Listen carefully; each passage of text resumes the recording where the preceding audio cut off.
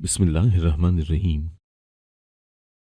मैं एक सहाफ़ी था और आजकल सऊदी अरब में था। जब मुझे खबर मिली कि एक केस है जो मैंने हैंडल करना है, तो मैंने अपने सर से कहा कि मैं छुट्टी पर हूँ। पर उन्होंने कहा कि ये केस बहुत अनोखा और अजीब है, इसे सिर्फ तुम ही हैंडल कर सकते हो। मैंने कहा, ऐसा भी क्या है? तो उन्होंने कहा, एक कम उम्र लड़का है जिस पर यह केस है। मैं हैरान रह गया और ये भी बताया कि उसे जिना के जुर्म में पकड़ा गया है। मैंने कहा कि उम्र क्या है लड़की की? जब उन्होंने उम्र बताई तो मैं वाकई हैरान रह गया और अपना सब काम छोड़कर इस केस को कवरेज देने की हामी भर ली। सबसे पहले मुझे उस जगह जाना था जहां से उस लड़के को गिरफ्तार किया गया था। उसका तरीका वारदात ये था कि वो मुख्तलिफ घरों में चला जाता और वहां पर जिना करके भाग जाया करता था। लेकिन ये कैसे मुमकिन था कि कोई आपके घर में आकर इस तरह का काम कर जाए और आपको पता ही न चले। मैं उसके घर में गया तो वहां पर ज्यादातर औरतें ही थी। वो लड़कियां काफी जवान और खूबसूरत लग रही थी। मैंने उनको दूर से ही देखा था। वो एक कमरे में चली गई और उस घर की जो बड़ी औरत थी वो मेरे पास आई। बहुत परेशान थी, रो रही थी। ये वो घर था जहां से उस लड़की को पकड़ा गया था। वो कहने लगी कि हम तो लुट गए, हम तो बर्बाद हो गए। हमें क्या पता था कि हमारे साथ ऐसा होगा। मैंने कहा कि क्या मतलब है, मुझे पूरी बात बताएं कि हुआ क्या था। उन्होंने कहा, वो लड़का बाहर कोई चीज बेचने के लिए आया था। कह रहा था कि बहुत अच्छा शैम्पू है, आपके बालों के लिए अच्छा है। हम घर में सिर्फ लड़कियां ही हैं और इनको बाल लंबे करने का बहुत शौक है। इसीलिए हमने उसे कहा कि ठीक है, दिखाओ क्या है तुम्हारे पास। लेकिन थोड़ी देर के बाद वो बेहोश हो गया। पहले उसने हमसे पानी मांगा था, हमने पानी दे दिया। हमने कहा कि गर्मी है, बेचारा गर्मी में काम कर रहा है। लेकिन जब बेहोश हो गया तो समझ ही नहीं आ रही थी कि क्या करें। उसको सड़क पर तो नहीं छोड़ सकते थे, उसे तो होश ही नहीं आ रहा था। बमुश्किल उठाकर हम उसे एक कमरे में बिस्तर के ऊपर लेटा दिया और उसकी तलाशी ली कि कोई नंबर या उसका फोन मिल जाए जिसमें उसके किसी अपने का नंबर हो, तो उसे बताएं कि आपका रिश्तेदार यहां पर बेहोश पड़ा हुआ है। लेकिन थोड़ी देर के बाद उसे होश आ गया और हम सबको जैसे किसी ने कोई नशे की चीज दे दी। हम लोग बेहोश हो गए। जब उठे तो पता चला कि मेरी दो बेटियों के साथ। वो औरत बोलती बोलती रुक गई और रोने लगी। मैंने कहा, फिर वो लड़का कहाँ गया? तो उन्होंने कहा कि वो तो भाग गया। मैंने उनको कहा कि आपको उसे ऐसे घर में दाखिल नहीं करना चाहिए था। उन्होंने कहा, हम बता तो रहे हैं कि वो बेहोश हो गया था, तो फिर हम क्या कर सकते थे? बात तो ठीक थी, कोई पराया शख्स आपके घर के अंदर आके बेहोश हो जाए तो आप उसे वापस सड़क पर तो नहीं फेंक सकते।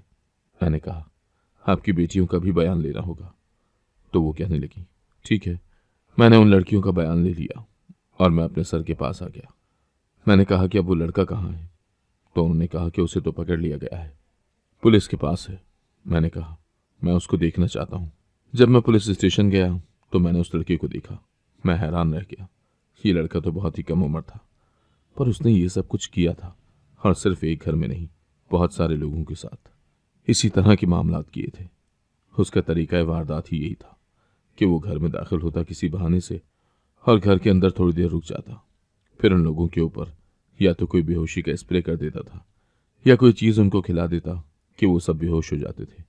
और जो भी खूबसूरत लड़की देखता उसके साथ गलतकारी हो जाती। फिर उसके बाद इतना ही नहीं, उन लड़कियों की वीडियो भी बना ली जाती थी और उन्हें ब्लैकमेल भी किया जाता था। ये मामला ऐसे चल रहा था कि जैसे किसी बहुत बड़े गैंग का काम हो। कोई गैंग आया हुआ हो जो इसी तरह की हरकतें कर रहा है।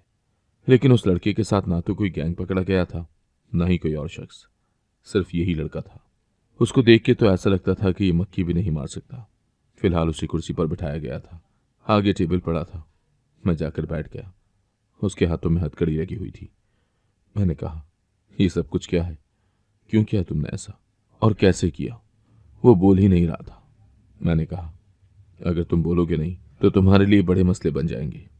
उसने कहा, मेरे लिए पहले ही बहुत बड़ा मसला बन गया है। वो बहुत डरा हुआ था। मैंने कहा, तुम मानते हो ना कि तुमने ये सब कुछ किया है? तो इस बात का उसने जवाब नहीं दिया। जितने भी घरों ने रिपोर्ट की थी उन सब से मैंने पूछताछ की थी। उन्होंने इसी तरह की कहानियां सुनाई थी कि ये लड़का किसी काम से आता था और बेहोश हो जाता था, फिर कहता था कि मुझे बहुत भूख लगी हुई है। मुख्तलिफ कहानियां सुनाता था।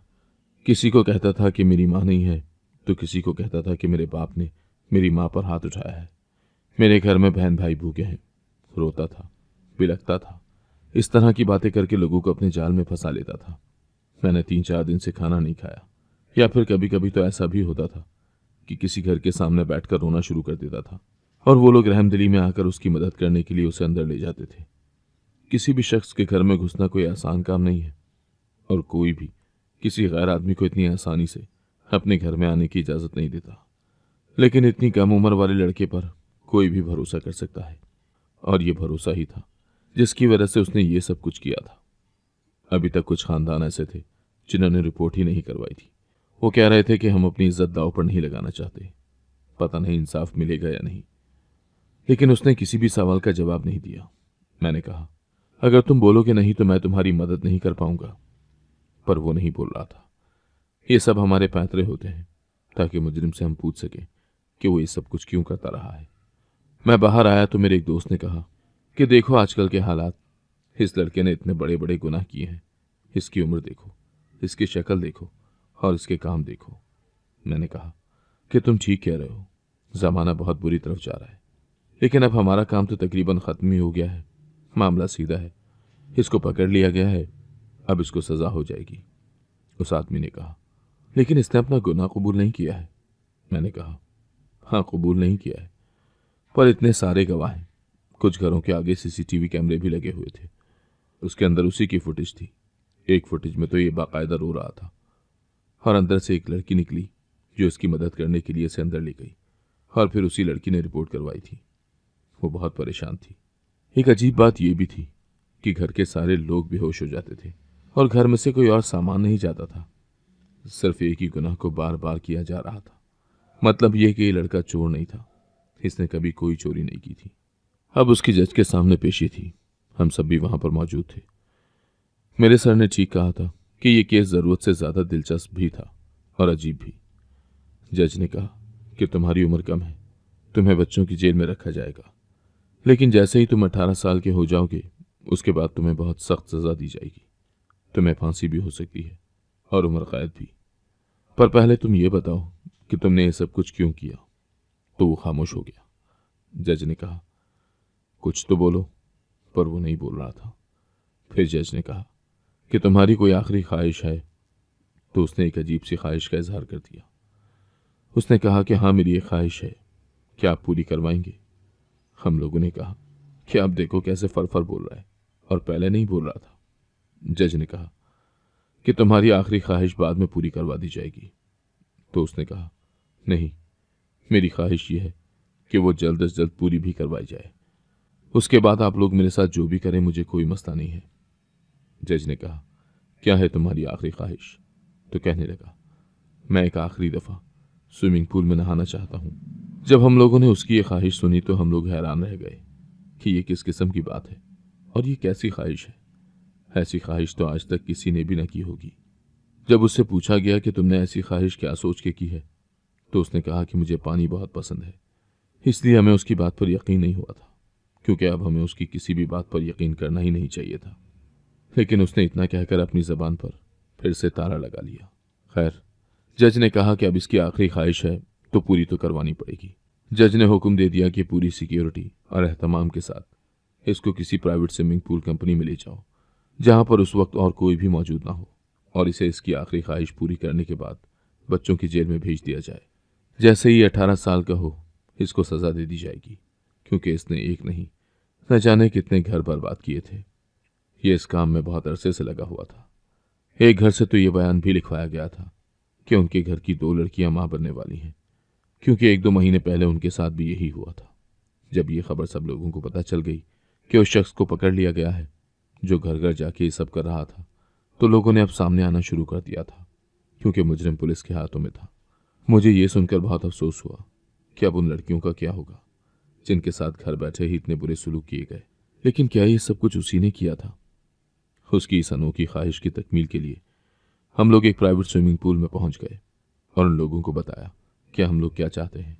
उन्होंने कहा कि अगर आप पैसे देंगे तो ठीक है, जैसा आप चाहेंगे वैसा ही होगा। हमने सारा एरिया ही खाली करवा लिया और आसपास पहरे पे कुछ लोग भी खड़े कर दिए, क्योंकि कुछ कैदी बहुत ज़्यादा चालाक होते हैं। इस तरह की आखिरी ख्वाहिश करते हैं जिसमें उनको भागने के इम्कानात ज़्यादा नजर आते हैं और वो पागल बना के भाग जाते हैं। एक दफ़ा ऐसा ही हुआ था। एक शख्स ने कहा था कि वो एक कमरे में एक पूरा दिन गुजारना चाहता है, बस यही उसकी आखिरी ख्वाहिश है। और मौका देखकर वो वहां से भाग गया था। उस लड़के को कहा कि ठीक है, अब यहां पर कोई नहीं है, तुम अपनी आखिरी ख्वाहिश पूरी कर सकते हो। उसका नाम हबीब था। शक्ल सूरत का खूबसूरत था, उम्र में कम था, लेकिन कद काठ में जवान लगता था।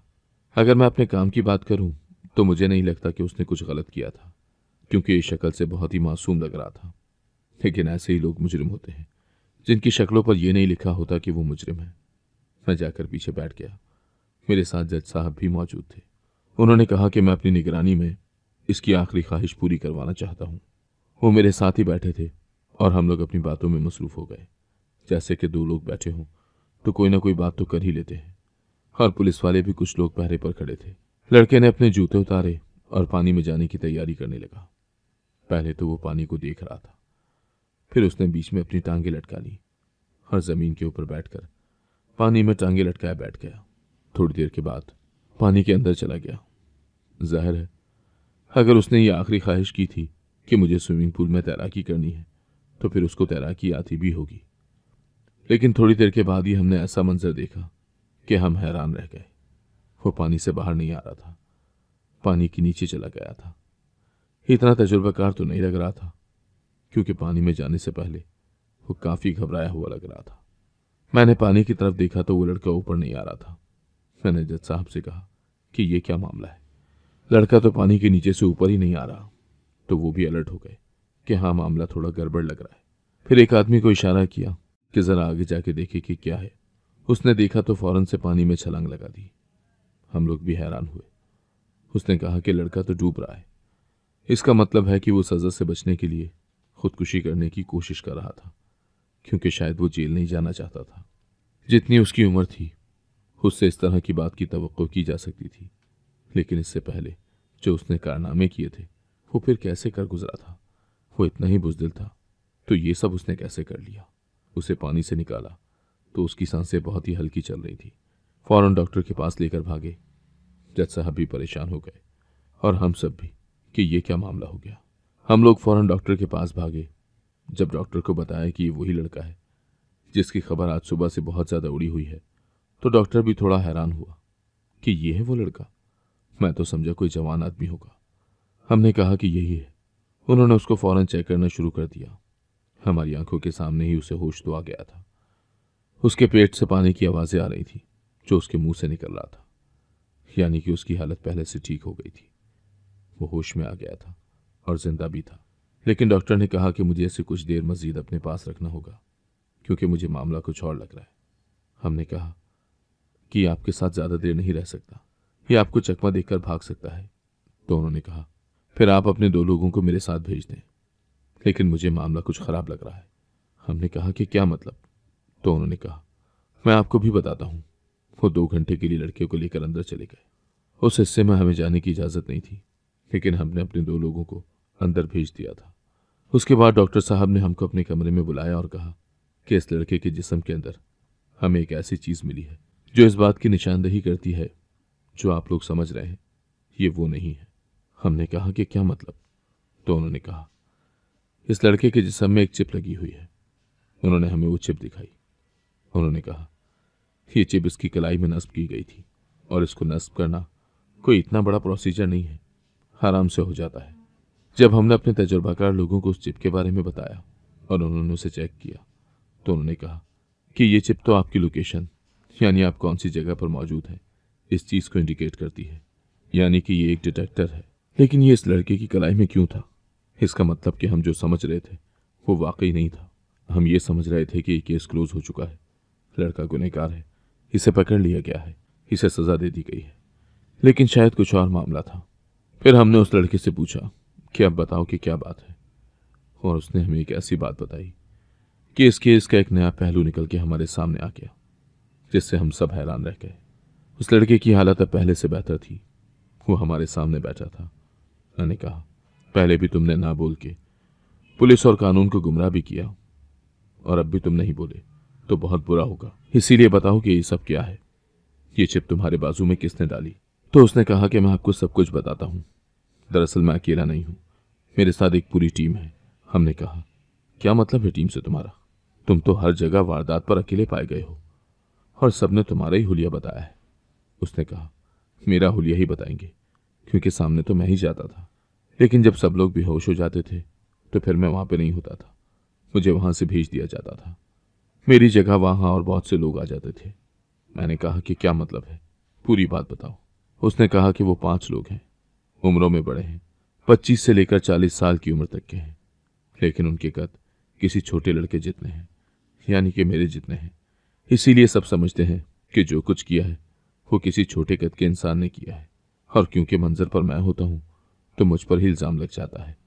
मेरा काम सिर्फ इतना है कि मैं घर के अंदर चला जाऊं और मौका देखकर उनको किसी तरह से बेहोश कर दूं। मेरे पास एक छोटी सी धुएं वाली डिवाइस होती है जिसे मैं घर के एक कोने में रख देता हूं। उसमें से इस तरह की स्मेल उड़ती है कि सब लोग बेहोश हो जाते हैं, और उसके बाद वो लोग जो चाहते हैं करते हैं, क्योंकि उन सब के लिए ये सब कुछ मजाक है, एंजॉयमेंट है। उनको ये सब करना अच्छा लगता है, और मंजर पर मुझे रखा है क्योंकि एक छोटे लड़के पर किसी को भी शक नहीं होता। ये तो मैं तब पकड़ा गया जब मामलात बहुत आगे निकल गए और इस काम को करते हुए काफी साल गुजर गए। हमने कहा, तुमने स्विमिंग पूल में तैराकी करने की आखिरी ख्वाहिश क्यों की थी? उसने कहा कि मैं डर गया था, मुझे बहुत डर लग रहा था। मैं जेल नहीं जाना चाहता था क्योंकि मैंने कुछ नहीं किया था, इसीलिए सोचा कि अपनी जान दे देता हूं ताकि मुझे जेल में न जाना पड़े, नहीं तो आप लोग मुझे फांसी की सजा दे देते। मैं फांसी के जरिए नहीं मरना चाहता था। हमने कहा कि तुम उन लोगों के साथ ये काम क्यों करते हो? अगर वो तुमसे उम्र में बड़े हैं तो फिर तुम्हारा उनके साथ होना बिला वजह तो नहीं हो सकता। जब उस लड़के ने एक और बड़ी अजीब बात बताई। उसने कहा कि उनके पास मेरी एक बहन है। हमने कहा कि क्या मतलब? उसने कहा, मेरी छोटी बहन, वो बहुत छोटी है, 4 साल की है, वो उन लोगों के पास है। उन्होंने उसे अपने पास रखा हुआ है। वो कहते हैं कि अगर तुमने हमारी बात नहीं मानी तो हम तुम्हारी बहन को जान से मार देंगे। इसीलिए मैं ये सब कुछ करता हूं, लेकिन अब मुझे पता चल गया है कि मैं अपनी बहन को नहीं बचा पाता, इसीलिए खुदकुशी करना चाहता था, क्योंकि जब मैं उसकी हिफाजत ही नहीं कर पाया तो जिंदा रह के क्या करता। मैं आप लोगों को उनका पता भी इसीलिए नहीं बता रहा था क्योंकि मैं आप लोगों के पास हूं। ये बात वो भी जानते हैं। अगर उनको पता चल गया कि मैंने आपको सब कुछ बता दिया है तो वो मेरी बहन को जिंदा नहीं छोड़ेंगे। लड़के ने फूट फूट कर रोना शुरू कर दिया और हम सब हैरान रह गए कि वाकई इस केस की जड़ें तो बहुत अंदर तक फैली हुई थी। मैं ये सब कुछ नोट कर रहा था क्योंकि मुझे इस पर पूरी रिपोर्ट बना के फिर आवाम के सामने भी पेश करनी थी, और अब ये बात आवाम के सामने रखना हमारी मजबूरी बन गया था क्योंकि सबको इस बारे में पता था। इसका मतलब कि ये लड़का बेकसूर था। इसका कसूर इतना तो नहीं था कि इसको जेल भेज दिया जाता। ये तो खुद मजबूर था, ये तो खुद विक्टिम था, मुजरिम नहीं था। उसको हमने एक महफूज मकाम पर मुंतकिल कर दिया और मैंने उसे यकीन दिलाया कि सब लोग तुम्हारी मदद करेंगे। मैं भी सबको बताऊंगा कि तुम्हारी गलती नहीं थी और तुम्हारी बहन को भी बचा लिया जाएगा। तुम फिक्र नहीं करो। अब उन लोगों को पकड़ना पुलिस का काम था, लेकिन मैं हैरान था कि उन्होंने किस तरह से ये चाल चली थी। मंजर पर उस लड़के को रखा था और उसके पीछे पूरा गैंग था। पुलिस सरगर्म हो गई। लड़के से उनके हुलिये पूछे गए, उसे मुख्तलिफ लोगों की तस्वीरें दिखाई गई। कुछ मुजरिम पुलिस को मतलूब थे, उनका पूरा एक एल्बम था। 2 लोग तो उनमें से ही निकल आए। लड़के ने कहा कि ये दोनों भी हैं उस गैंग में, बाकी 3 लोगों का पता नहीं था। जब उन लोगों को पकड़ लिया गया तो पुलिस ने एक बहुत बड़ी प्रेस कॉन्फ्रेंस भी की जिसमें उनको भी बिठाया और उस लड़के को भी, और सारी कहानी मैंने अवाम के सामने पेश की और उनको बताया कि मामला क्या था। सब लोग हैरान थे। मैंने उन लड़कों को देखा, वाकई उनके कद छोटे छोटे थे, लेकिन वो उम्र में बहुत ज्यादा थे। पता चला कि वो 3 भाई हैं और उनमें से 2 आपस में कजन हैं, यानी कि एक दूसरे के रिश्तेदार थे। शक्लें भी मिलती जुलती थी। हमने हबीब की बहन का भी पता लगवा लिया। जब उसे हबीब के पास पहुंचाया तो वो खुशी से निहाल हो गया। वो लड़की भी अपने भाई के गले लगकर रोने लगी, बहुत डरी हुई थी। हबीब ने शुक्रिया अदा किया। उसे 3 महीने के लिए काउंसलिंग के लिए भेज दिया गया ताकि वो दोबारा ऐसे लोगों के हाथों में आकर आलयकार न बन सके। फिर उसके बाद उन दोनों बच्चों को चाइल्ड केयर एसोसिएशन के हवाले किया कि जब तक वो दोनों बालिग नहीं हो जाते उनका सारा खर्चा और उनकी जिम्मेदारी उस इदारे की थी। मैं कभी कभी हबीब से मिलने चला जाता हूँ। वो बहुत शुक्रिया करता है, अपनी बहन के साथ वहीं रहता है। ये भी पता चला है कि उसके माँ बाप इस दुनिया से यूं ही नहीं गए। उनके पीछे भी यही लोग थे जिन्होंने उनके माँ बाप को मार डाला और फिर उन बच्चों को इस्तेमाल किया। वो कहते हैं ना, जो जैसा होता है वैसा दिखाई नहीं देता। अगर हम लोग इस केस की तह तक नहीं पहुंचते तो शायद हम अभी हबीब को सज़ा सुना के जेल में भी डाल चुके होते। उसको सज़ा मिल जाती और उसकी बहन हमेशा के लिए कहीं खो जाती, और ये लोग हबीब जैसे ही किसी और शख्स को तलाश करके अपने मकरू धंधे में मुलविस रहते। लेकिन शायद उनका वक्त आना भी लिखा था कि जल्द ही पकड़े गए। लेकिन मैं अभी भी ये सोच के हैरान होता हूँ कि उन्होंने कितना गहरा खेल रचाया था कि उस तक कोई पहुंच ही नहीं सकता था। आप लोग बताएं, आपने भी यही सोचा था ना कि ये सब कुछ हबीब ने किया होगा, या आपके दिमाग में भी ये बात आई थी कि शायद इसके पीछे कोई और हो? क्योंकि हर घर में से हबीब को ही निकलते और जाते देखा जा रहा था। वही घर के अंदर जाता था, वही निकलता था, और लोग कहते थे कि एक ही लड़का था जो छोटे कद का था, वही हमारे घर में आया था, और उसके बाद ही ये सब कुछ हुआ है। अगर आपको आज की कहानी पसंद आई है तो वीडियो को जरूर लाइक कीजिएगा और अपने दोस्तों के साथ भी शेयर कीजिएगा।